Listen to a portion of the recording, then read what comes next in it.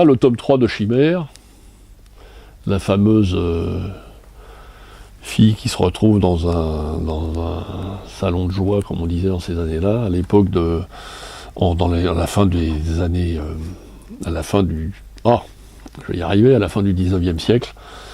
Donc il y a plein d'auteurs, il y a plein de personnages véridiques qui jouent, notamment Ferdinand de Lesseps, celui qui va faire le canal de Suez, qui a un grand rôle et tout ça, et donc c'est toute la vie bourgeoise de la fin du 19e siècle à Paris, quand ils allaient dans des maisons closes voir les filles de joie.